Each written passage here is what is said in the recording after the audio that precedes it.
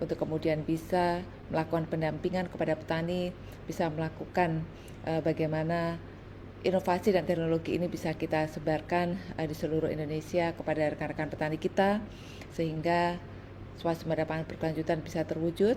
Bagaimana kemudian inovasi, teknologi, kemudian juga kelembagaan ini bisa dilaksanakan atau dilakukan oleh para petani kita, dan kemudian bisa terwujud pertanian modern yang ada di Indonesia. Bapak dan Ibu semuanya, rekan-rekan penyuluh yang kita banggakan, kita semua mengetahui bahwa pada saat ini upaya-upaya untuk mendorong swasembada pangan ini terus dilakukan, dan tentu saja sudah sangat erat dan sudah sangat dekat ya di kita semua rekan-rekan penyuluh, bahwa bagaimana kemudian kita mengkoordinasikan ya, bagaimana kita mengkoordinasikan kegiatan-kegiatan kita, terutama saat ini penyuluh sudah menjadi tim dari Kementerian Pertanian semuanya. Tentu ini merupakan suatu hal atau suatu keniscayaan ya, di mana rekan-rekan penyuluh tentu saja merupakan garda terdepan ya, atau ujung tombak dari penumbuhan pertanian modern, pengembangan pertanian modern, dan tentu saja ini harus kita dorong bersama, kita kuatkan agar betul-betul sesuai dengan harapan kita semuanya. Dan dengan bagaimana kita berproses ya dari beberapa bulan yang lalu, bahkan sebelum tahun 2026 ya, pertama saya refresh kembali dengan terbitnya Inpres nomor 2 tahun 2025, Inpres nomor 3 tahun 2025, dan kemudian juga Perpres nomor 2 tahun 2026 terkait dengan penyuluhan pertanian dan bagaimana pemberdayaan penyuluh pertanian untuk kemudian juga mendorong swasembada pangan. Maka sudah semakin jelas dan semakin nyata bahwa memang diperlukan ya gerak langkah yang harmoni dari rekan-rekan penyuluh pertanian untuk kemudian bisa melaksanakan program-program strategis pertanian, mewujudkan swasembada pangan berkelanjutan tersebut ya. Di sana kemudian kita mengetahui bahwa rekan-rekan penyuluh pertanian ini kemudian berproses ya untuk kemudian bisa menjadi pegawai pemerintah pusat begitu. Nah, di sana rekan-rekan penyuluh pertanian pada pertengahan tahun lalu sudah menerima SK ya. Kemudian dengan berjalannya waktu rekan-rekan penyuluh pertanian juga sudah menerima apa yang menjadi haknya, yaitu gaji. Kemudian juga yang baru-baru saja diterima adalah tunjangan kinerja begitu ya.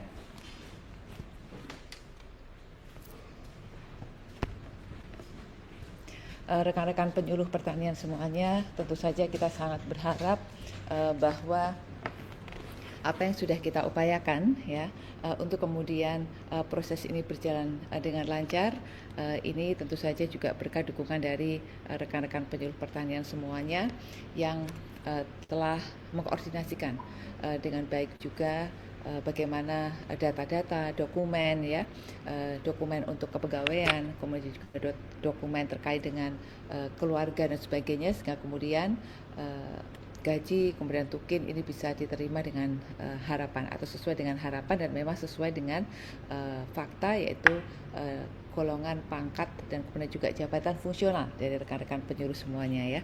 Nah, di sini kita tentu saja mengacu ya bahwa penyuluh pertanian kita ini ada dua, yaitu penyuluh pertanian PNS dan P3K. Ini sebetulnya sudah sering disampaikan ya oleh rekan-rekan dari Pusat Penyuluhan Pertanian. Hanya memang ini coba saya refresh kembali begitu ya, sambil tentu saja kita ingin bersilaturahim dan bertemu dengan rekan-rekan penyuluh pertanian semuanya pada pagi hari ini.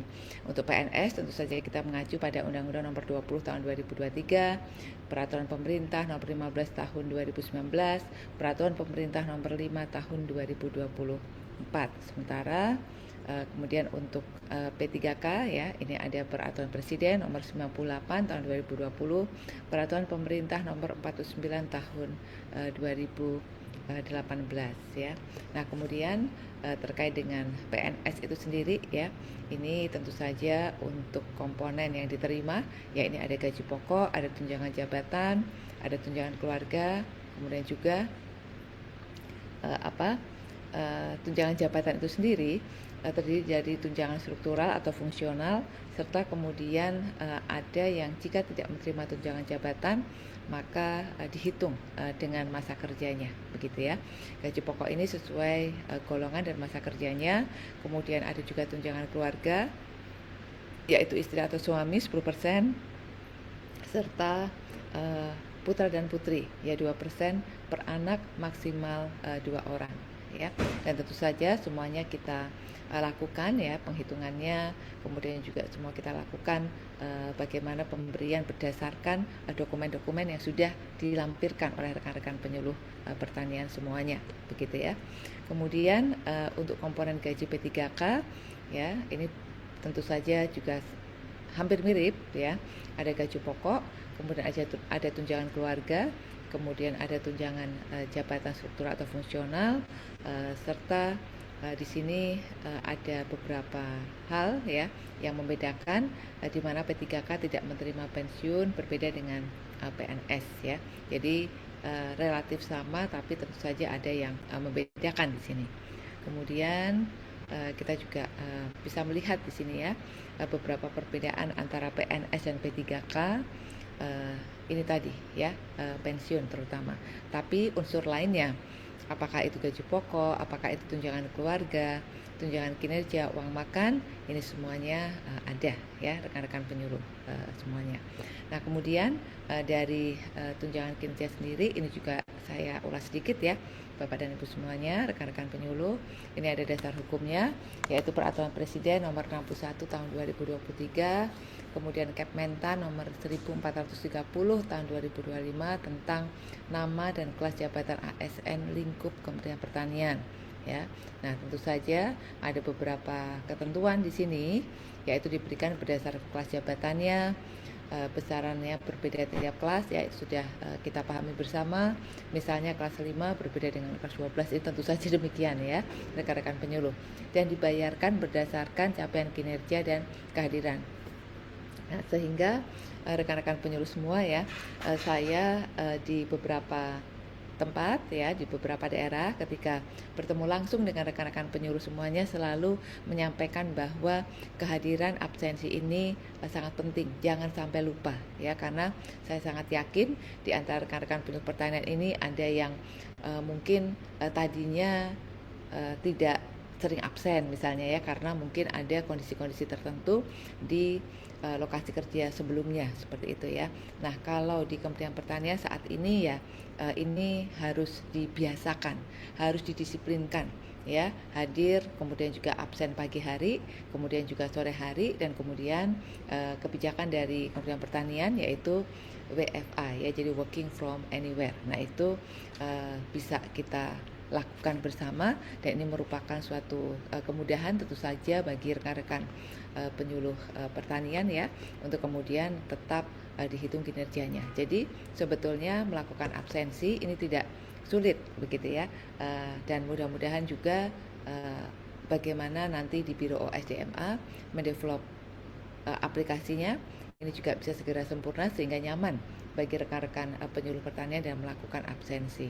Nah, kemudian Bapak dan Ibu semuanya, rekan-rekan penyuluh, absensi ini nanti akan berdampak ke beberapa hal ya. Tentu saja ketika kehadirannya penuh, kemudian juga kinerjanya optimal, maka kemudian ada tunjangan kinerja ini bisa dibayarkan secara full juga sesuai dengan kehadiran dan kinerja dari rekan-rekan semuanya ya. Dan kemudian dari kinerja dan kehadiran tersebut tentu saja nanti kita akan melihat ya bagaimana seperti yang sudah disampaikan oleh Bapak Menteri Pertanian bahwa penyuluh yang berprestasi ini akan diberikan insentif ya, ada 10.000 motor menunggu bagi rekan-rekan penyuluh semuanya yang memang kinerjanya ini di atas rata-rata ya, dan kemudian tentu saja nanti akan dilihat dari salah satunya memang kehadiran, kemudian juga yang lainnya adalah ada LTT, peningkatan produksi melalui indeks pertanaman misalnya, dan kemudian juga peningkatan produktivitas ya. Nah, itu yang kemudian harus betul-betul perhatikan oleh rekan-rekan penyuluh pertanian semuanya ya, di mana jangan sampai ini absennya kosong ya. Jadi antar rekan-rekan penyuluh ini juga bisa saling mengingatkan, kemudian secara berjenjang ya, dari rekan-rekan sesama penyuluh tolong diingatkan sudah absen belum dan sebagainya begitu ya. Kemudian koordinator penyuluhnya juga mengingatkan kembali apakah rekan-rekan penyuluh di wilayahnya atau di BPP-nya ini sudah absen semuanya, baik itu kehadiran maupun kepulangan. Kemudian dari rekan-rekan Katimker di kabupaten atau kota juga demikian. Kemudian juga rekan-rekan Kelsi juga kemudian memperhatikan ya bagaimana lingkup kinerja atau absensi dari penyuluh di wilayahnya ini sudah melakukan dengan sepenuhnya seperti itu. Nah, kemudian dari sana tentu saja kita juga akan bisa melihat ya, ini adalah tabel terkait dengan grade jabatan fungsional penyuluh ya, di mana grade ini nanti akan bisa terhubung dengan berapa tukin yang akan diberikan atau diterima oleh rekan-rekan penyuluh semuanya ya. Jadi kalau penyuluh pertanian ahli utama ini adalah 13 ya. Kemudian berjenjang turun ke bawah, sehingga kemudian untuk penyuluh pertanian pemula ini grade-nya 5 ya. Jadi ini sudah merupakan ketetapan dari Kepmentan nomor 1430 ini, dan tentu saja kita mengacu pada aturan tersebut ya. Jika rekan-rekan semua ya kemudian mendengar atau membaca atau melihat ya ketentuan dari peraturan Menteri Perikanan misalnya, atau peraturan Menteri Kehutanan, atau peraturan dari Menpan RB terkait dengan pemberdayaan masyarakat ya. Nah, ini tentu saja bukan aturan yang ada di lingkup Kementerian Pertanian ya. Jika misalnya memang penyuluh perikanan atau penyuluh kehutanan ada perbedaan dengan kelas jabatan dari rekan-rekan penyuluh pertanian ini, maka itu merupakan kondisi yang ada di lingkup sektor masing-masing, seperti itu Bapak Ibu semua ya. Tapi kalau untuk penyuluh pertanian ini mengacu kepada Kepmentan yang ada, dan kemudian grade untuk tunjangan fungsionalnya adalah seperti yang ada di tabel berikut, begitu rekan-rekan penyuluh ya. Demikian juga dengan Permenpan RB ya. Jadi di sana ada pemberdayaan masyarakat.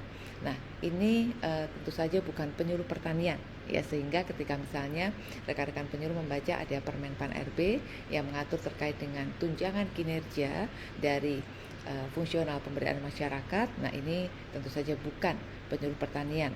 Ini ada di Kemendes misalnya ya, atau ada di Kementrans misalnya seperti itu, tapi bukan penyuluh pertanian, sekali lagi saya sampaikan ya. Sehingga inilah dasar dari pembayaran tunjangan kinerja atau pemberian tunjangan kinerja dari rekan-rekan penyuluh pertanian, dan selama memang dokumennya itu sesuai ya. Jadi jika rekan-rekan memang merupakan penyuluh madya atau kemudian juga penyuluh muda, maka kemudian akan diberikan tunjangan kinerja sesuai dengan grade yang ada di sini. Ahli muda berarti 9 grade-nya, dan kemudian madya misalnya grade-nya adalah 11, seperti itu rekan-rekan penyuluh pertanian semuanya ya. Nah, kemudian ini juga ada beberapa kondisi ya rekan-rekan penyuluh pertanian ya.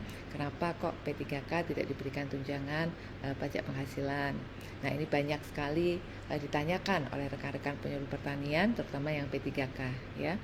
Gaji dan tunjangan kinerja P3K ini dikenakan pajak PPh pasal 21 karena diatur dalam regulasi ya, khususnya peraturan Menteri Keuangan nomor 2002 tahun 2020 yang menyatakan bahwa penghasilan P3K ini tidak ditanggung pemerintah, berbeda dengan PNS ya. Sebagai kompensasinya, maka gaji pokok P3K ditetapkan lebih tinggi dari PNS. Pajak dipotong untuk mematuhi aturan perpajakan atas pendapatan bruto. Jadi ini ada semacam kompensasi ya yang kemudian diberikan kepada rekan-rekan P3K, di mana lebih tinggi ya gaji pokoknya, tapi kemudian ada pemotongannya seperti itu. Untuk penghitungan pajak berdasarkan PP nomor 58 2003 tentang tarif pemotongan pengenaan pajak penghasilan, pasal 21 atas penghasilan sehubungan dengan pekerjaan, jasa atau kegiatan wajib pajak orang pribadi. Ya, jadi penghitungannya ini sesuai dengan PP nomor 58 tahun 2023 gitu ya.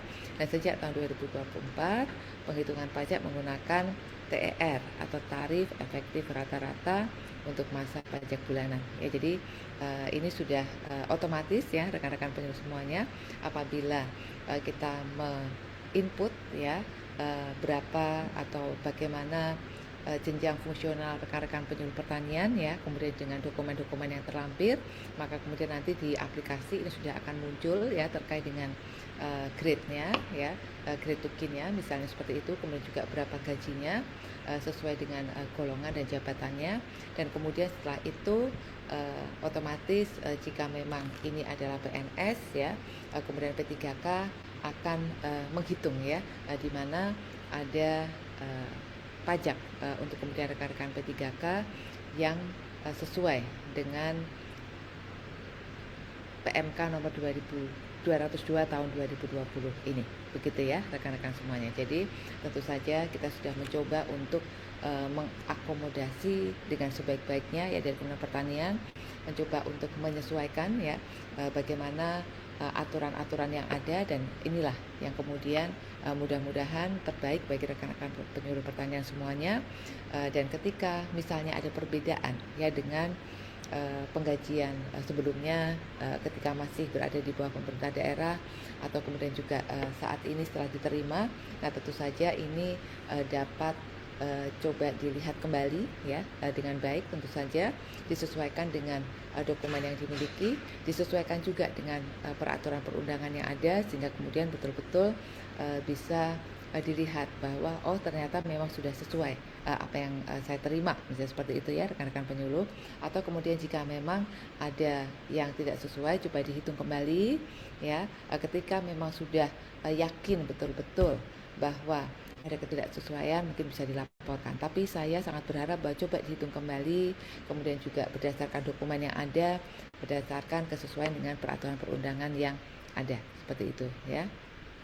Nah, selanjutnya ini juga demikian, ada uang makan yang nanti tentu saja sedang diproses ini ya, untuk kemudian bisa diterima oleh rekan-rekan penyuluh pertanian semuanya, di mana dasar hukumnya adalah PMK nomor 32 tahun 2025 ya, tentang standar biaya masukan tahun 2026 ya. Jadi luar biasa ya rekan-rekan penyuluh ya, kita semua sebagai PNS dan P3K, di mana menerima tadi gaji ya, gaji pokok, kemudian tunjangan keluarga, kemudian juga ada tunjangan jabatan, kemudian ada tukin, dan kemudian juga ada uang makan ya. Nah, di sini sesuai dengan aturan PMK tadi, untuk golongan 1 dan 2 ada 35.000 per hari, golongan 3 adalah 37.000 per hari, dan golongan 4 adalah 41.000 per hari. Nah, ini rekan-rekan penyuluh semuanya ya, tentu saja ini relatif mudah untuk penghitungannya ya, dan ini juga tadi terkait dengan absensi ya. Jadi sekali lagi penting untuk melakukan absensi, karena ada banyak hal yang nanti akan dipengaruhi terkait dengan kehadiran dari rekan-rekan semuanya. Jika memang kehadirannya full, maka tentu saja uang makannya ini juga akan bisa dibayarkan dengan full ya, sesuai dengan golongannya masing-masing, seperti itu Bapak Ibu semua. Nah, kemudian proses gaji dan tunjangan kinerja penyuluh saat ini ya, jadi sudah full semua nih ya rekan-rekan semua, apalagi saat ini kita juga sudah mendekati bulan Februari akhir ya, karena kita juga mendorong agar gaji dari rekan-rekan penyuluh ini bisa dibayarkan tepat waktu, tunjangan kinerja dari rekan-rekan penyuluh juga bisa dibayarkan tepat waktu, seperti itu ya. Jadi saat ini gaji penyuluh untuk PNS ini sudah terdistribusi dan sudah terbayarkan ya, untuk 38.000 untuk PNS 22.702 orang. Kemudian untuk P3K yaitu 15.530 orang atau totalnya adalah 38.232 orang. Nah, sementara itu untuk tunjangan kinerja ya, ini untuk PNS ya, ini sudah 23.179 orang, di mana masih proses SPM. Ya, proses SPM itu berarti tinggal sebentar lagi, hanya 1 atau 2 hari ke depan, seperti itu ya. 18 orang. Dan kemudian untuk P3K SP2D-nya ini ada 15.028 orang. Ya, jadi totalnya 38.225 orang. Jadi ini ada selisih ya 7 orang karena ada beberapa hal yang tentu saja nanti ini akan kita proses lebih lanjut ya terkait dengan gajinya supaya memang betul-betul sudah match betul antara gaji dengan tunjangan kinerjanya ya. Jadi rekan-rekan penyuluh semuanya saat ini sudah happy ya, karena seperti kita semua juga yang ada di Kementerian Pertanian sudah menerima gaji dan tunjangan kinerja untuk bulan Februari ini ya. Kalau tukinnya tentu saja untuk bulan Januari. Dan kemudian rekan-rekan penyuluh semuanya ya, pada kesempatan yang sangat baik ini saya juga ingin menyampaikan bahwa jika memang nanti masih ada beberapa hal yang terjadi kekurangan begitu ya. Kalau gaji kemarin sudah diproses ya, jika ada kekurangan dokumen dan sebagainya itu sudah diproses. Kemudian kalau tukin misalnya nanti juga ada yang dirasa betul-betul ternyata ini ada kekurangan dan kemudian juga ada dokumen pendukung, dapat disampaikan kepada kami. Tapi tentu saja rekan-rekan semua tolong diperhatikan kembali ya. Dan kemudian kita juga berharap rekan-rekan penyuluh ini untuk betul-betul memastikan ya. Jadi jangan sampai salah tulis, misalnya golongan 4A kemudian salah tulis menjadi golongan 2A. Nah, ini kan sangat amat fatal rekan-rekan semuanya ya. Nah, tolong ini diperhatikan ya. Betul-betul harus ada waktu untuk mencermati administrasi masing-masing karena ini sangat atau akan berpengaruh terhadap semuanya ini ya, terhadap gajinya, kemudian juga terhadap tunjangan-tunjangan yang diterima, terhadap tunjangan kinerja, kemudian juga uang makan tadi ya, sehingga kemudian harapannya sesuai betul-betul dengan kondisi jenjang fungsional kepangkatan dari rekan-rekan semua saat ini, begitu ya rekan-rekan penyuluh. Nah, saat ini sedang berprogres rekan-rekan yang akan pensiun ya. Perteknya ini sudah dikeluarkan dari BKN dan sedang diproses di Biro OSDMA ya. Sehingga tentu saja mohon rekan-rekan dapat bersabar. Nah, nanti kita terus akan berkoordinasi dengan Biro OSDMA di Kesekjenan untuk kemudian segera menyelesaikan dari administrasi rekan-rekan yang pensiun ini. Kemudian terkait dengan kenaikan pangkat ya, ini juga sedang berprogres. Telah disampaikan juga usulannya ke Biro SDMA ya, dan kita juga akan terus melakukan pemantauan agar rekan-rekan yang naik pangkat ini bisa berprogres atau bisa segera selesai sesuai dengan diharapkan, dan kemudian juga bisa menerima ya penyesuaian dari gaji, tunjangan dan sebagainya sesuai dengan yang diharapkan, seperti itu. Nah, kemudian satu hal lagi yang ingin saya sampaikan juga adalah terkait dengan pemenuhan kebutuhan perkantoran ya sehari-hari bagi penyuluh pertanian ASN yang bertugas di wilayah provinsi, kabupaten, kota dan kecamatan ya. Jadi tujuannya dari memberikan perkantoran ini, kebutuhan perkantoran ini adalah untuk memberikan acuan operasional dan administratif dalam pemenuhan kebutuhan perkantoran sehingga kemudian penyuluh pertanian semakin kuat ya, dan kemudian juga bisa memperlancar tugas dari penyuluh pertanian dalam melakukan pendampingan kepada rekan-rekan petani kita ya. Dan tentu saja tujuannya adalah untuk menjamin tersedianya dukungan perkantoran yang memadai, mewujudkan keseragaman standar dukungan kerja pasca pengalihan ke pusat, serta mendukung peningkatan kinerja penyuluh pertanian dan menjadi dasar pengelolaan anggaran yang efektif dan akuntabel, begitu ya rekan-rekan penyuluh pertanian. Nah, untuk pembiayaan operasional ini adalah sebagai berikut ya. Untuk pemenuhan kebutuhan perkantoran sehari-hari bagi penyuluh pertanian dibebankan kepada DIPA B BPSDMP.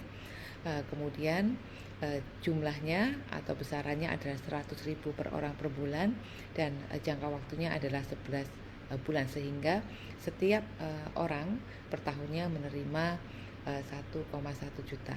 Nah, rekan-rekan semuanya, ini semua yang terkait dengan biaya perkantoran ini ya, kebutuhan perkantoran ini adalah untuk kepentingan perkantoran ya, walaupun penghitungannya adalah per orang per bulan, tapi ini digunakan untuk kebutuhan perkantoran dari rekan-rekan penyuluh pertanian semuanya ya.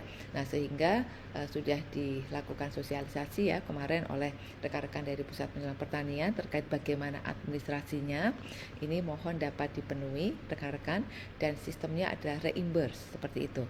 Sehingga tolong rekan-rekan semuanya segera dilakukan reimburse ya. Jadi memang demikian ya, memang mungkin selama 1-3 bulan ini ya, dari Januari, Februari, Maret, rekan-rekan akan melakukan penyesuaian begitu ya. Rekan-rekan harus lebih banyak dulu mengurusi administrasi, tapi jangan khawatir ya, tidak serumit yang dibayangkan rekan-rekan penyuluh pertanian ya.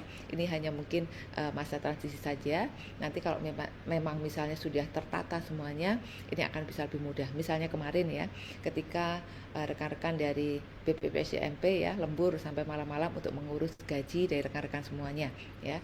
Nah, tentu saja rekan-rekan penyuluh juga harus agak repot ini ya, untuk kemudian bisa mensubmit dokumen tambahan, dokumen-dokumen yang belum ada dan sebagainya. Nah, ini di awal saja. Setelah berjalan tentu saja semuanya bisa berjalan dengan baik. Kemudian pada saat tukin juga demikian. Rekan-rekan dari BPSDMP juga meminta kepada rekan-rekan penyuluh untuk melengkapi data-datanya ya. Nah, ini juga mungkin kesibukan di awal. Nah, kemudian terkait dengan kebutuhan perkantoran ini ya, ini juga mungkin penyesuaiannya ini di awal-awal saja. Nanti kalau misalnya memang sudah lancar semuanya, rekan-rekan penyuluh pertanian akan lebih mudah dalam melakukan reimburse atau kemudian juga untuk mencairkan kebutuhan perkantoran ini begitu ya. Jadi sekali lagi penghitungannya adalah per orang per bulan ya, tapi ini digunakan untuk kebutuhan perkantoran dari rekan-rekan semuanya. Jadi bukan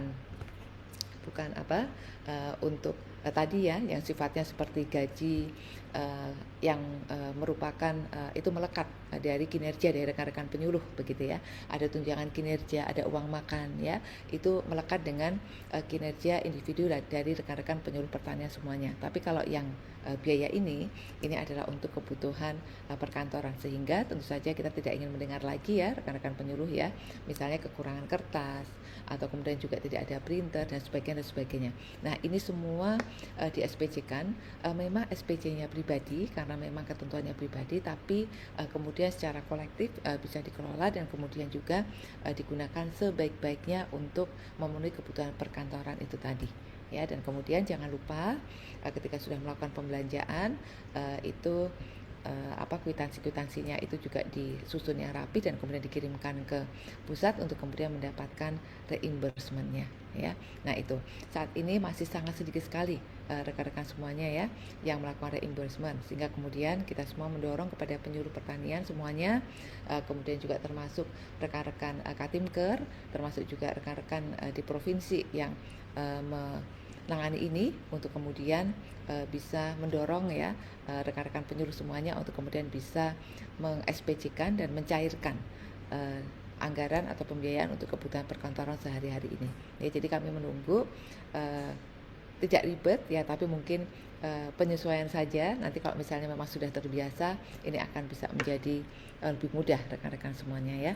Nah, mungkin itu yang bisa kita sampaikan pada apel pagi penyuluh pagi hari ini, dan tentu saja rekan-rekan penyuluh semuanya dengan apa yang sudah kita dorong ya, sesuai dengan amanah Pak Presiden, ada Inpres, ada Perpres, kemudian juga sesuai dengan arahan pimpinan kita Bapak Menteri Pertanian, kemudian bagaimana BPPSDMP mendorong ya administrasi keuangan dari rekan-rekan penyuluh pertanian semuanya, kemudian juga mendorong nanti bagaimana kenaikan pangkatnya, kemudian juga mendorong bagaimana nanti rekan-rekan penyuluh untuk kemudian bisa berkinerja dengan baik, termasuk juga penderasan informasi ya, kemudian juga bagaimana kita senantiasa melakukan sosialisasi inovasi terbaik terbaik dan terbaru ya, baik itu dari inovasi kelembagaan maupun inovasi teknologi bagi rekan-rekan penyuluh pertanian semuanya. Nah, tentu saja ini dapat terus memberikan dukungan ya untuk kemudian rekan-rekan bisa berkinerja dengan baik ya. Kemudian di pelenggaraan dan pelaksanaan penyuluhan tentu saja ini juga sudah disampaikan bagaimana SKP atau kemudian juga lingkup kerja dari rekan-rekan penyuluh pertanian ya. Ada 11 lingkup kinerjanya yang nanti akan dilihat dan masuk ke dalam SKP. Kemudian dari rekan-rekan ketenagaan juga ini juga sudah mendorong tentu saja bagaimana rekan-rekan penyuluh pertanian ini nanti ketika dilihat atau dinilai SKP-nya ini bisa lebih sesuai, termasuk juga bagaimana kita kemarin berdiskusi sedikit panjang ya terkait dengan peran penyuluh pertanian dalam distribusi pupuk ya, bagaimana peran penyuluh pertanian bersama-sama dengan Dinas Pertanian melakukan penyusunan ERDKK, kemudian juga penebusan dan lainnya. Nah, ini sudah kita finalkan dan kemudian juga sudah disampaikan kepada rekan-rekan penyuluh pertanian, dan mudah-mudahan ini semua bisa bisa dilaksanakan oleh rekan-rekan penyuluh dan kemudian juga senantiasa memberikan motivasi dan insentif ya agar rekan-rekan penyuluh lebih maju lagi, lebih bergerak lagi ya. Dan dengan berjalannya waktu maka semuanya ini tentu saja akan bisa kita tata dengan baik ya, dan kemudian juga rekan-rekan penyuluh tidak perlu bingung-bingung dan juga tidak perlu rekan-rekan penyuluh yang misalnya ini bagaimana ini kok belum dan sebagainya, tidak, karena kita akan memberikan fasilitasi terbaik ya dan komunikasi yang baik kepada rekan-rekan penyuluh pertanian untuk bisa menyelesaikan permasalahan baik itu terkait dengan kenaikan jabatan dan terkait dengan individu maupun terkait dengan kelembagaan petani, terkait dengan kelembagaan penyuluhan yang sudah dengan berjalannya waktu ini kita dorong dengan baik begitu ya.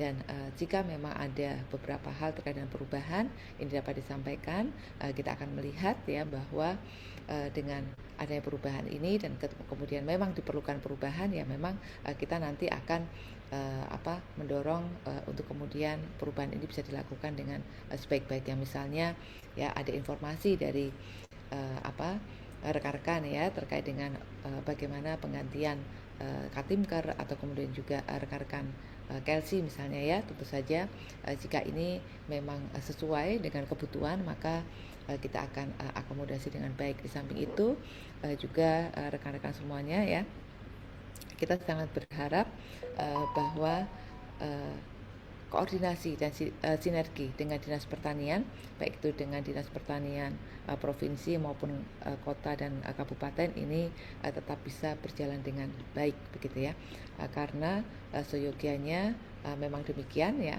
antara pusat dan daerah ini selalu harus terjadi sinergi dalam transformasi ini, dan kemudian bagaimana penyuluh juga tetap dapat mendukung ya program kerja dari pemerintah daerah terutama yang terkait dengan pendampingan petani. Jadi sekali lagi saya sampaikan sinergi ini dapat kita lakukan terkait dengan tusi utama dari penyuluh pertanian, yaitu melakukan pendampingan petani dan kemudian juga mengembangkan atau mendorong pengembangan ya sektor pertanian yang ada di wilayahnya masing-masing. Nah, itulah kemudian yang kita berharap ya dalam waktu yang sesingkat-singkatnya, mudah-mudahan rekan-rekan penyuluh semua sudah most welcome ya berada di Kementerian Pertanian dan sudah juga clear semuanya terkait dengan tusinya, terkait dengan bagaimana sehari-hari tugas dan kegiatannya, kemudian juga bagaimana menyikapi administrasi kepegawaian dan kemudian juga keuangan ya dan lain-lain seperti itu. Nah, mungkin itu yang bisa saya sampaikan dalam apel pagi penyuluh pada pagi hari ini. Terima kasih, tetap semangat rekan-rekan penyuluh pertanian semuanya ya. Penyuluh eksponensial, pertanian modern, dan petani brigade pangan sejahtera. Itulah yang harus kita wujudkan untuk kesejahteraan pertanian dan kemudian juga pengembangan pertanian di Indonesia. Terima kasih. Wassalamualaikum warahmatullahi wabarakatuh. Waalaikumsalam warahmatullahi wabarakatuh. Terima kasih Ibu Kepala Badan atas arahan dan motivasi yang telah diberikan bagi kami untuk selanjutnya mampu bekerja lebih baik lagi. Baik, Bapak Ibu sekalian, selanjutnya kita akan mendengar sambutan dan laporan dari PLT Kepala Pusat Penyuluhan Pertanian. Kepada yang terhormat Bapak Eko Nugroho Dharma Putro Eskom MAP, kami persilahkan. Baik, terima kasih Bu Vinda. Assalamualaikum warahmatullahi wabarakatuh. Yang, Waalaikumsalam warahmatullahi wabarakatuh. yang terhormat Ibu Kepala Badan Penyuluhan dan Pengembangan Sumber Daya Manusia Pertanian, kita banggakan Ibu Ida Widiarsanti. Yang kami hormati para hadir Pak Kabak Umum Sekretariat, para Kelsi, para Katimker, dan tentu para penyuluh yang hadir, kurang lebih 16.000 dari seluruh Indonesia. Dan hadir juga pada kesempatan hari ini narasumber dari BRIN yang akan memberikan materi terkait dengan teknologi pertanian, ya, inovasi dan teknologi pertanian. Pak Faiz sudah hadir. Bapak Ibu yang kami hormati, alhamdulillah barusan kita mendengarkan dengan seksama arahan dan juga penekanan yang disampaikan oleh Ibu Kepala Badan. Kita sangat senang dengan arahan beliau. Mudah-mudahan Bapak Ibu semuanya, para penyuluh, sudah dapat mencermati dan saya rasa sudah plong semuanya ya dengan kaitan dengan ketentuan gaji, tukin, dan eh, lainnya hak-hak Bapak Ibu para penyuluh sudah disampaikan. Jadi ini semuanya kita mengacu kepada peraturan yang dikeluarkan oleh Menteri Keuangan ya Bapak Ibu, bukan eh, kementerian yang mengeluarkan ya. Jadi ini sudah pakem istilahnya ya, sudah pakem dari sananya. Jadi pertanyaan-pertanyaan kenapa kok tidak sama, kenapa padahal kebutuhan kita sama ya, ini sudah pakem dari peraturan Menteri Keuangan yang harus kita ikuti semuanya.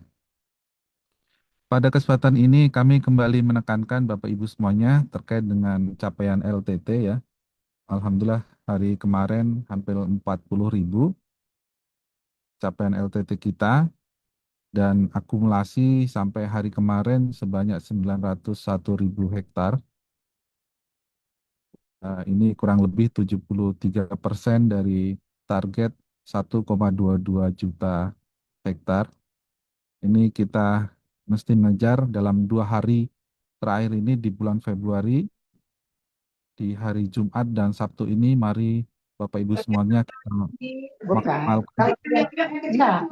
Kalau dia lagi nggak nanam mau Iya, kita maksimalkan Bapak Ibu 2 hari terakhir di bulan Februari ini yang eh, kita tidak sampai 31 hari ya. Di bulan Februari ini hanya 28 hari efektif. Jadi mari kita kuatkan kegiatan kita di lapangan, baik Koplah, CSR, ya, kemudian juga eh, Brigade Pangan, ya, dan juga kegiatan penanaman padi gogo. Nah, semuanya ini terakumulasi dalam apa rekapitulasi harian capaian LTT kita. Ya. Mari kita dorong para petani-petani kita untuk bergerak di 2 hari ini sehingga minimal eh, kita bisa melebihi dari target, melebihi dari angka bulan yang lalu, ya, tahun yang sama di bulan yang lalu, sehingga kita tidak merah dalam capaian LTT kita. Bapak Ibu yang kami hormati, kemarin Ibu Kepala Badan juga sudah melakukan gerakan tanam serentak untuk CSR. Nah, ini juga tentu harus kita eh, tindak lanjuti juga ya, selain CSR, Brigade Pangan tentunya ini juga perlu kita gerakkan teman-teman yang sudah bergabung di BP untuk kemudian aktif dalam pendampingan aktif dalam mengelola lahan yang sudah ada di wilayahnya, ya, antara 150 sampai 200 hektar setiap brigade pangan. Ini juga harus kita picu dan eh, mungkin juga nanti Bu Kabadan kita adakan gerakan tanam untuk wilayah brigade pangan ya, supaya teman-teman BP juga eh, ini brigade pangan untuk wilayah oplah non rawa Ibu ya. Kalau kemarin CSR ya, ini oplah non rawa. Selanjutnya terkait dengan media sosial juga eh, kita terus mendorong Bapak Ibu semuanya untuk memperbanyak follower ya. Follower Bapak Ibu baik di IG, Instagram maupun di TikTok. Eh, Capaian hari ini di Google Form sudah 32.000 sekian para penyuluh yang sudah menyampaikan akun yang dimiliki dan juga follower yang dimiliki. Rata-rata akun masih di kisaran 500 untuk Instagram dan sekitar 600 untuk TikTok. Kalau Facebook sudah cukup tinggi rata-ratanya ya. Nah, ini perlu kita tingkatkan untuk dalam rangka menderaskan atau mendesiminasi informasi yang diberikan oleh Kementerian Pertanian dalam dalam hal ini oleh Biro KLI maupun dari Sekretariat Badan ya, baik itu kebijakan, capaian-capaian. Nah, ini semuanya harus sampai ke level bawah, sampai para petani, binaan Bapak Ibu para penyuluh semuanya. Saya rasa itu yang dapat kami sampaikan pada kesempatan apel pagi hari ini. Sekali lagi, mari Bapak Ibu para penyuluh kita semangat di lapangan untuk memanfaatkan 2 hari di bulan Februari ini dalam rangka meningkatkan luas tambah tanam kita. Dan mari kita simak materi yang akan disampaikan rekan kita dari BRIN pada kesempatan pagi hari ini. Sekian, terima kasih. Salam semangat, sehat selalu Bapak Ibu semuanya. Wassalamualaikum warahmatullahi wabarakatuh. Waalaikumsalam warahmatullahi wabarakatuh. Semangat Pak Waalaikumsalam. Kapusluh dan seluruh jajaran. Kepala Terima kasih Badan. kabar Bu KTU ya, Bu Kelsey, rekan-rekan penyuluh pertanian semuanya. Baik, terima kasih atas arahan dan motivasi dari Bapak Kapus kepada kami semua untuk bekerja lebih baik lagi ke depannya. Baik, Bapak Ibu yang kami hormati, memasuki sesi berikutnya, kita akan mendengarkan paparan materi mengenai inovasi pertanian dari Badan Riset dan Inovasi Nasional yang akan disampaikan oleh Bapak Dr. Wihatmoko Waskito Aji, Ketua Tim Fungsi Diseminasi dan Penguatan Kapasitas Pengguna Riset dan Inovasi. Namun, karena berhalangan untuk hadir pada apel pagi ini, akan diwakilkan oleh Bapak Faizinal Abidin STMT, selaku analis pemanfaatan ilmu pengetahuan dan teknologi ahli muda. Kepada Bapak, dipersilahkan. Baik, terima kasih. Selamat pagi. Assalamualaikum warahmatullahi wabarakatuh. Terima kasih Mbak Vina selaku MC. Yang kami hormati Ibu Kepala Badan BPSDMP, Ibu Dr. Ida Widi Arsanti. Yang kami hormati dan kami banggakan Bapak Ibu penyuluh pertanian se-Indonesia yang alhamdulillah bisa hadir meskipun dalam Zoom pada pagi hari ini. Mohon izin untuk bisa share screen.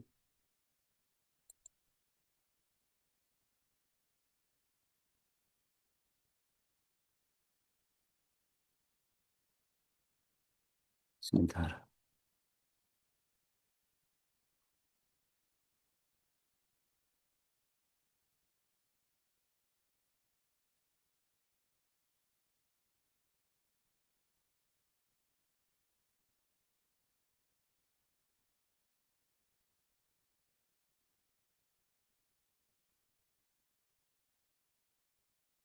Baik, terima kasih atas kesempatan dan permohonan maaf kami sampaikan dari deputi kami, Bapak Hendrian, yang mestinya bisa hadir pada pagi hari ini.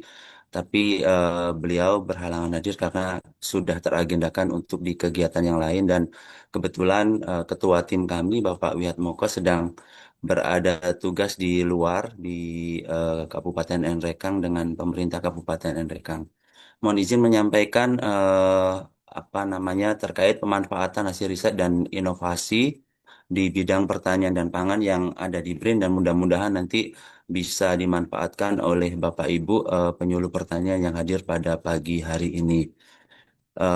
Izin menyampaikan dan menginformasikan terkait struktur organisasi yang ada di BRIN secara keseluruhan. Jadi BRIN ini memang terbentuk di tahun 2021 eh, berdasarkan dari Perpres nomor 78 tahun 2021 tentang pembentukan BRIN di mana memang sebelumnya lembaga riset dan inovasi itu ada beberapa macam ya seperti LIPI, LAPAN, BPPT, terus kemudian ada Kementerian Ristek dan di tahun 2022 juga dari beberapa Litbang Kementerian juga tergabung di dalam BRIN. Jadi di dalam BRIN sendiri kami terbagi dari 7 kedeputian dan inspektorat utama serta sekretari utama dan ada juga organisasi riset yang terdiri dari beberapa pusat riset di mana organisasi riset ini di kami ada sekitar 12 organisasi riset mulai dari organisasi riset tenaga nuklir terus kemudian yang berhubungan dengan pertanian dan pangan juga ada seperti itu. Nah, ini adalah beberapa teknologi yang siap digunakan dari hasil riset dan inovasi BRIN. Yang pertama itu terkait dengan pertanian presisi dan digital, di mana di sini untuk memantau kesehatan tanaman, terus kemudian memetakan lahan, dan juga untuk mendeteksi serangan hama penyakit. Selain itu, terdapat sistem juga untuk pemantauan fase pertumbuhan padi berbasis satelit radar yang didukung oleh deep learning dan supervised machine learning. Berikutnya terkait dengan varietas unggul adaptif, di mana di dalam apa namanya hasil riset dan inovasi ini terkait dengan pengembangan varietas padi unggul seperti Trisakti, kemudian Bujang Marantau yang efisien terhadap air dan mampu menekan biaya olah tanah. Selain itu juga pusat riset kami juga ada pengembangan terkait teknologi pasca panen dan iradiasi di mana teknologi ini untuk menerapkan teknologi iradiasi pangan dalam mengurangi kehilangan hasil atau food loss dan juga untuk memperpanjang umur simpan bahan pangan seperti cabai dan bawang serta untuk meningkatkan standar keamanan pangan. Selain itu juga hasil inovasi yang lain adalah terkait dengan inovasi pangan fungsional. Dalam hal ini untuk pengembangan produk pangan fungsional dan juga bahan pangan lokal. Apalagi sekarang juga apa namanya program Pak Presiden terkait dengan MBG. Jadi MBG saat ini juga kita tahu bahwa lebih ditekankan dalam apa namanya pemanfaatan bahan pangan lokal yang ada di daerah masing-masing. Selain itu juga di dalam inovasi pangan fungsional ini terkait dengan diversifikasi pangan untuk mendukung keamanan serta ketahanan pangan dan juga fokus pada produk halal. Di kami pun juga ada kelompok riset terkait produk halal. Selanjutnya, hasil riset adalah terkait dengan budidaya berkelanjutan, di mana dalam hal ini itu untuk penerapan metode budidaya padi berkelanjutan, termasuk penggunaan pupuk organik dan juga manajemen air yang adaptif dan juga di berbagai ekosistem eh, yang ada di daerah seperti itu. Kemudian seperti yang kita tahu bahwa memang kebanyakan untuk riset dan inovasi terkait apa namanya pertanian ini berada di organisasi riset apa namanya pertanian dan pangan dan juga beberapa inovasinya pun sudah siap diterapkan seperti itu Bapak Ibu untuk memperkuat ketahanan pangan.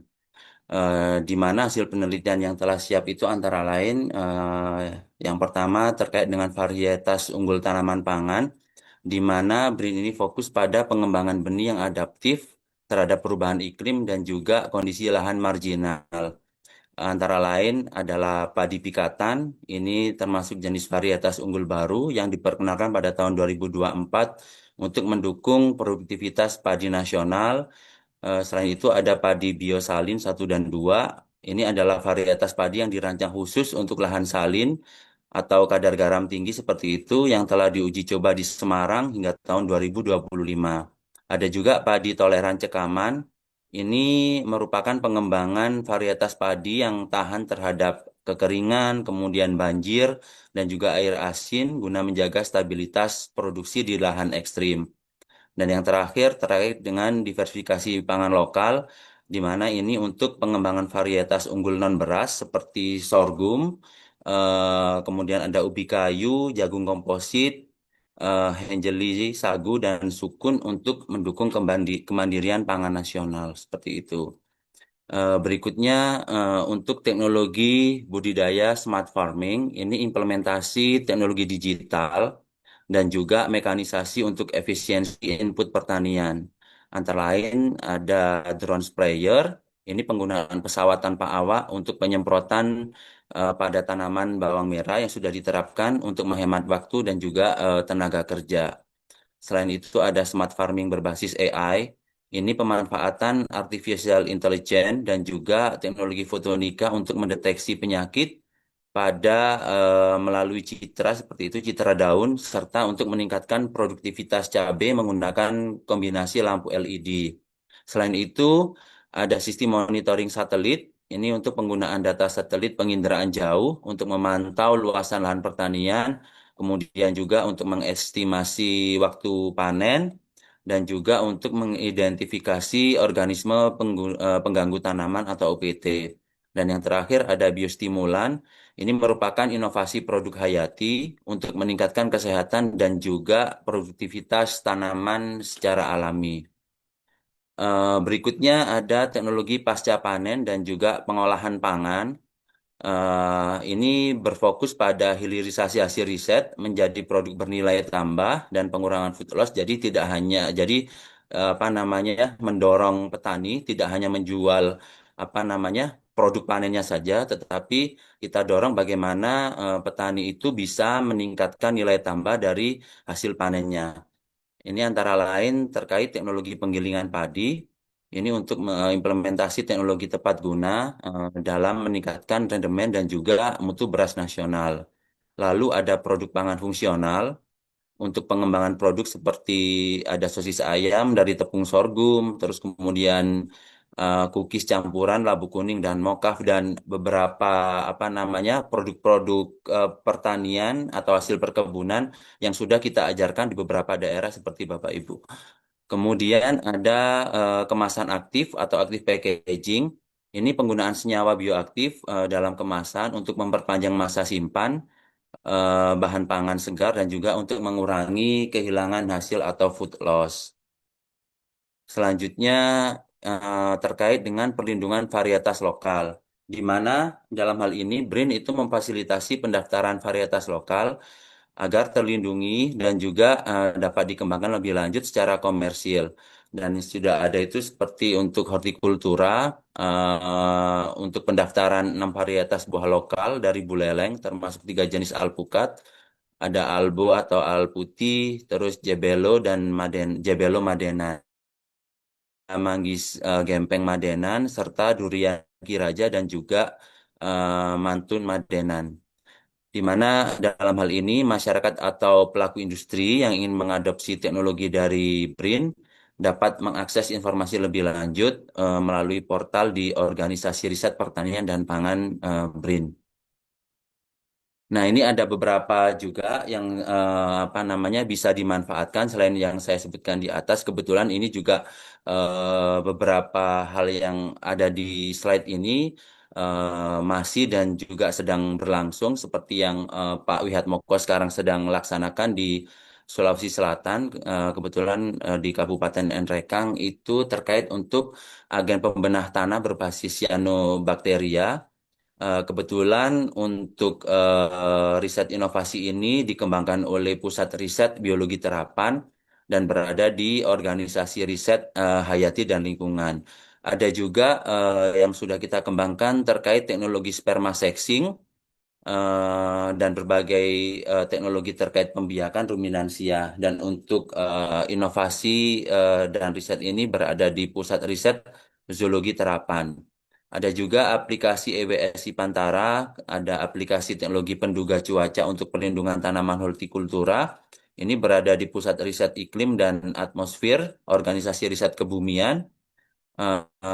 Ada juga teknologi pengawetan dan pengemasan makanan. Ini yang biasanya paling banyak diminta bantuan di BRIN oleh apa namanya pelaku-pelaku pertanian ataupun UMKM. Dan riset ini berada di Pusat Riset Teknologi dan Proses Pangan, Organisasi Riset Pertanian dan Pangan. Dan juga ada teknologi coating buah dan sayur. Ini kemarin juga banyak permintaan Bapak Ibu terkait apa namanya aplikasi coating buah dan sayur. Kebetulan kan juga apa namanya untuk mendukung program MBG. Ini berada di Pusat Riset Teknologi Proses. Ini berada di Organisasi Riset Energi dan Manufaktur. Mungkin nanti untuk informasi-informasi lebih jelas bisa Bapak Ibu apa nama cari info di websitenya BRIN seperti itu. Nah, untuk skema yang bisa Bapak Ibu manfaatkan, terutama untuk penyuluh yang di daerah, kemungkinan ada petani-petani yang di daerah itu istilahnya membutuhkan pendampingan ataupun bimbingan teknis dari para periset BRIN terkait apa saja mungkin yang berhubungan dengan pertanian itu bisa memanfaatkan program kami yang bernama Diseminasi dan Peningkatan Kapasitas Pengguna Riset dan Inovasi. Jadi program ini memang apa namanya wujud nyata dari komitmen BRIN untuk menjadikan riset dan inovasi itu berdampak langsung kepada masyarakat. Jadi istilahnya harapannya itu riset tidak hanya terhenti di publikasi saja seperti itu Bapak Ibu. Jadi melalui program ini pengetahuan yang selama ini sudah dikembangkan oleh BRIN nggak hanya disimpan atau hanya berakhir di paper saja, tetapi dapat dihidupkan untuk menjawab tantangan ataupun kebutuhan yang ada di masyarakat. Sehingga tujuan dari kegiatan atau program ini antara lain yang pertama itu untuk menyebarluaskan hasil riset, inovasi, dan juga ilmu pengetahuan dan teknologi dan inovasi BRIN kepada masyarakat secara luas, lalu memberikan solusi nyata berbasis riset dan inovasi untuk menjawab berbagai persoalan yang dihadapi masyarakat, dan juga untuk meningkatkan kapasitas masyarakat dalam meningkatkan tantangan real melalui pelatihan, pendampingan, bimbingan teknis, dan juga transfer pengetahuan secara langsung dari pakar BRIN atau peneliti dan juga perekayasa yang ada di BRIN. Seperti itu. Nah, ini ada beberapa penerima manfaat atau peserta yang biasanya hadir di dalam bimbingan teknis ataupun pendampingan maupun pelatihan yang biasanya kami laksanakan. Itu biasanya ada pelajar maupun mahasiswa, kemudian pelaku UMKM, ada juga kementerian lembaga maupun pemerintah daerah dan juga NGO ataupun kelompok masyarakat yang memang mengusulkan untuk bisa dilakukan pendampingan maupun bimbingan teknis dari BRIN seperti itu. Nah, ini juga apa namanya ada beberapa prosedur ataupun persyaratan yang bisa nanti Bapak Ibu apa namanya manfaatkan seperti itu. Jadi program ini memang diperuntukkan untuk pengusul-pengusul yang berasal dari kementerian lembaga, kemudian juga dari pemerintah daerah, ada juga perguruan tinggi dan organisasi masyarakat, di mana topik kegiatan yang diusulkan tidak hanya istilahnya terbatas pada list yang ada di BRIN seperti itu. Jadi nanti ketika mungkin ada problem baru atau khusus yang memang dihadapi oleh petani ataupun Bapak Ibu penyuluh itu bisa saja istilahnya diadakan seperti itu topik yang sedang hits atau memang sedang dihadapi oleh daerah seperti itu. Kemudian apa namanya persyaratan atau pengusulan itu disampaikan kepada Deputi Bidang Pemanfaatan Riset dan Inovasi, di mana ditujukan atau CQ-nya kepada direktur kami, Direktur Kemitraan Riset dan Inovasi, di mana pengusulan bisa disampaikan ke kami 14 hari kerja sebelum pelaksanaan. Kenapa? Karena kami memang harus mempersiapkan segala sesuatunya seperti harus mencari kesesuaian periset sesuai dengan kebutuhan topik yang diusulkan kepada kami seperti itu. Kemudian untuk jumlah peserta juga nanti akan ditentukan, istilahnya itu kami perlu diinformasikan seberapa banyak peserta yang akan hadir di dalam kegiatan atau pelatihan yang akan kita laksanakan. Lalu di dalam surat pengusulan paling tidak perlu diinformasikan Bapak Ibu apa namanya kegiatan ataupun topik yang akan diusulkan, kemudian waktu dan tempat pelaksanaan di mana, dan juga jumlah peserta untuk apa namanya bisa kita sesuaikan secara teknis nanti seperti apa. Nah, kebanyakan memang untuk topik-topik pertanian dan pangan ini biasanya kita laksanakan itu mendekati di lokasi pelaku Bapak Ibu. Jadi untuk mempermudah ketika harus apa namanya praktek ataupun tinjau lapangan itu akan lebih mudah dibandingkan apa namanya kegiatan ataupun pelatihan yang jauh gitu dari lokasi pelaku pertanian seperti itu. Nah, untuk apa namanya skema ataupun durasi dari kegiatan ini memang kita apa namanya plot atau atur seperti itu ada 3 macam skema. Yang pertama itu terkait diseminasi, lebih apa namanya lebih singkat ya. Biasanya kami lakukan hanya waktu 1 hari seperti itu. Ada juga sistemnya pelatihan. Ini pelatihan bisa saja lebih dari 1 hari, bahkan ada yang sampai 3 hari. Jadi apa namanya topiknya itu nanti menyesuaikan sesuai dengan kebutuhan dan juga materinya juga disesuaikan dengan kebutuhan seperti itu. Yang terakhir terkait dengan BIMTEK ataupun workshop. Nah ini bisa dibuat secara berseri. Artinya, ketika nanti kami dibutuhkan untuk bisa datang kembali, apa namanya melihat perkembangan ataupun perubahannya seperti apa itu akan kami lakukan. Seperti itu, Bapak Ibu. Jadi bisa nggak hanya diseminasi. Jadi nanti ada kayak semacam pendampingan dan juga nggak harus istilahnya pendampingannya itu kita lakukan secara apa namanya luring ataupun offline gitu ya. Bisa juga nanti pendampingan ataupun bimbingan teknisnya ini agar lebih intens bisa kita laksanakan secara online seperti itu. Nah, ini apa namanya beberapa informasi terkait skema ataupun topik kegiatan BIMTEK ataupun diseminasi yang bisa Bapak Ibu manfaatkan untuk meningkatkan kapasitas baik bagi petani yang ada di Indonesia maupun Bapak Ibu penyuluh di Kementerian Pertanian. Untuk kontak lebih lanjut, silahkan Bapak Ibu hubungi ataupun nanti kalau misalkan ada pertanyaan terkait program yang bisa kami tawarkan ataupun Bapak Ibu butuhkan, bisa kontak ke saya nanti melalui Ibu Feby seperti itu. Mungkin seperti itu yang bisa kami sampaikan Bapak Ibu. Kurang lebihnya mohon maaf. Terima kasih. Terima kasih kepada Bapak Faizinal Abidin atas paparan hasil penelitian dan teknologi dari BRIN. Informasi yang sangat bermanfaat bagi kita. Semoga inovasi yang sesuai dengan kondisi lapangan di daerah Bapak Ibu penyuluh pertanian dapat menjadi masukan dan bisa diadopsi guna meningkatkan produktivitas pertanian dan ketahanan pangan Indonesia. Bapak Ibu sekalian, demikian rangkaian apel pagi kita hari ini, Jumat 27 Februari 2026.